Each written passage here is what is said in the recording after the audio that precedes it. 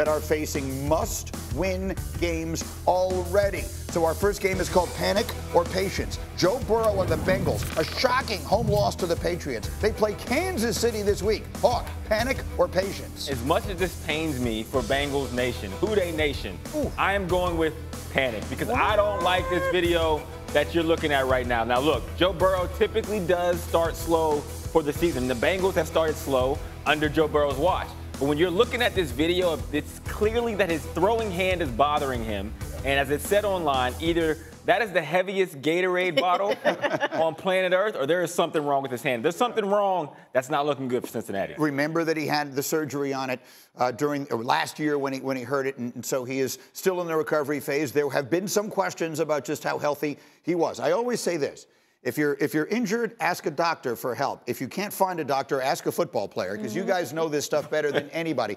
That video does not look good. Oh, it's a damning video. They got on panic colors because they need to panic. Top to bottom, alert orange. Because if your quarterback's doing that, that's right. Both your best receivers seem frustrated with the organization, and your defense still can't stop the run. Things are not setting up well for this season going forward for them. I know they always start slow. Maybe they'll bounce back. Maybe you just got to knock some rust off that wrist. I don't know. I'm optimistic because we all like Joe Burrow. Love him. But it's not exciting what you're looking at right now. It's not about liking Joe Burrow. It's about that. I mean, Kmart, everyone can see that. He just does not look like a person who feels right. No, and after the game, he was asked about the wrist, and he did downplay it and said, hey, nothing's wrong. And that's the thing with you.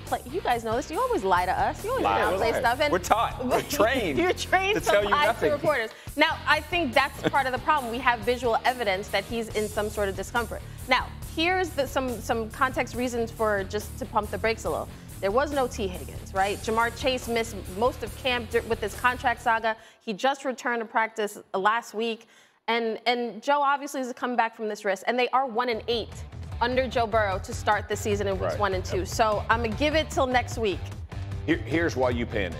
Not only we expected the Bengals, because of their schedule throughout the year, to be in this playoff hunt.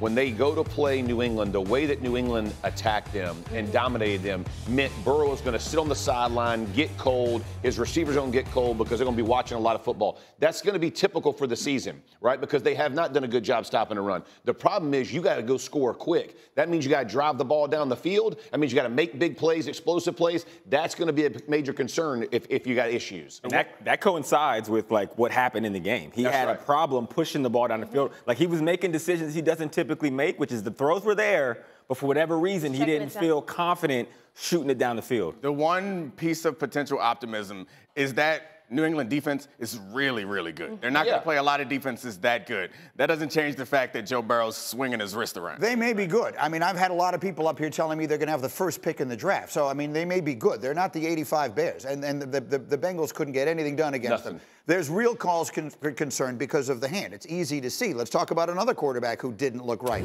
Dominique, Kirk Cousins and the Falcons fell to 0-1 against the Steelers. He had 2 interceptions and just clearly did not look right. Panic or patience? Absolute panic. We are sounding all the alarms this morning. The problem with Kirk Cousins is he can't do the thing that he does best. Like, Kirk Cousins is the quintessential, like, Shanahan quarterback. And I'm talking Mike Shanahan, where you do zone read to the outside, wide handoff, and you boot out, and you make plays off of that. That's what Kirk Cousins made a living doing. Play action from under center.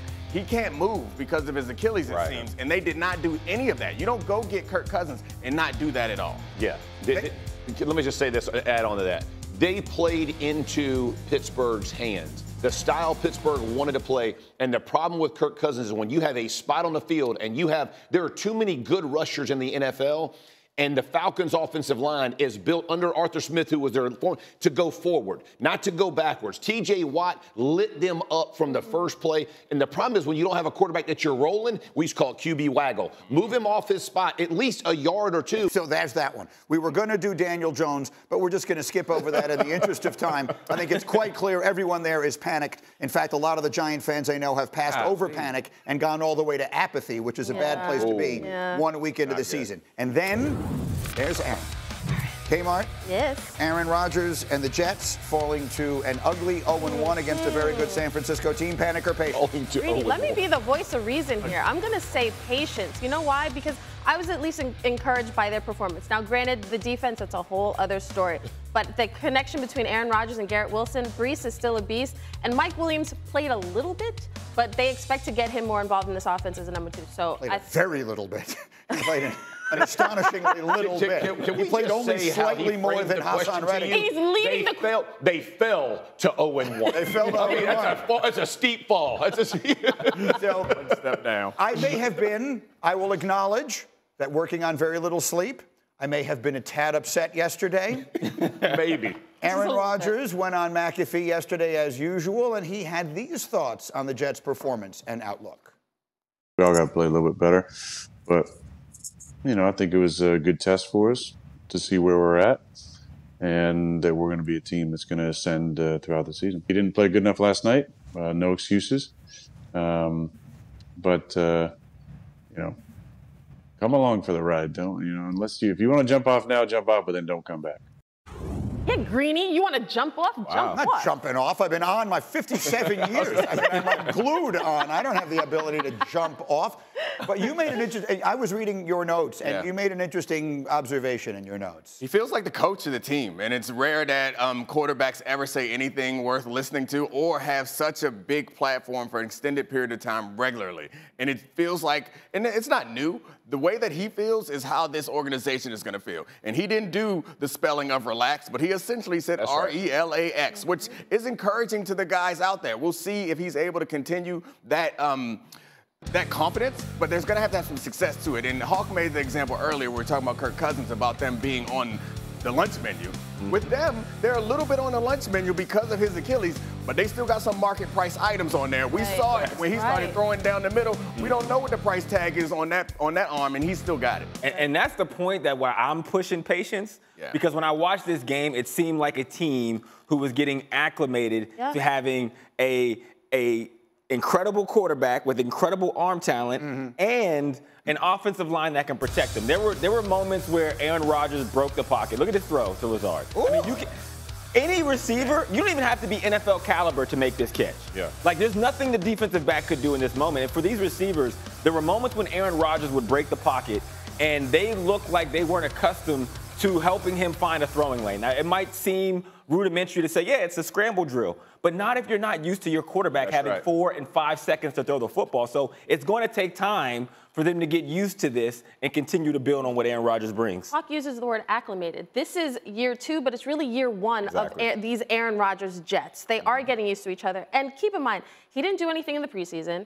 They literally start the season against the well-oiled machine of the 49ers, a team that we know has Super Bowl aspirations, was just in the Super Bowl. So when I look at this team, I think there's reason for optimism. If you could just put down the Jet, take off the Jets helmet for a second, and just look with some clarity. Yeah, we were. I feel like we've been talking sense to him for 2 days.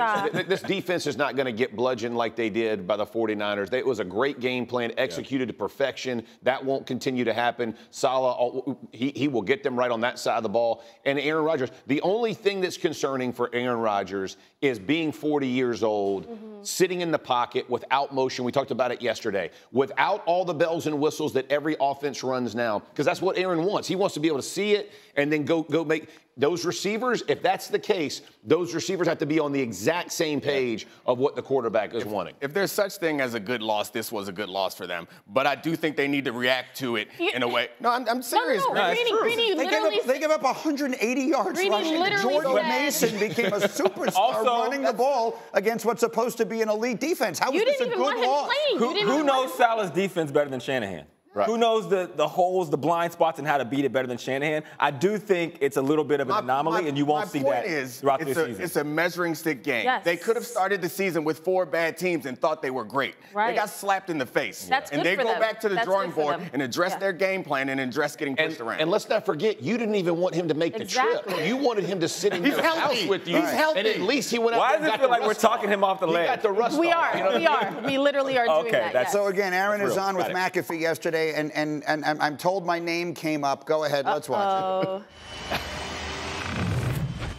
Did you see that Greeny had your jersey and get up, you remember, framed? And I don't know if we got to sign one to him yet or not, or we're going to. It got taken down this morning. Somebody went in there, broke in, took it down, and put a Brock Purdy one up. He got dunked. Greeny got dunked on this morning on Get Up. Who killed somebody? I don't know. He said, I'm not joking. I am ready to take somebody's head off. So mad. I'm ready to snap a neck. That's what he said. Well, that's what I appreciate about Greeny is he's ride or die. You know, he's jumped on the bandwagon a long time ago. He's not trying to get off after 1 week. So look at that. That's pretty amazing. Who did this? This is He's so pissed. That'll work.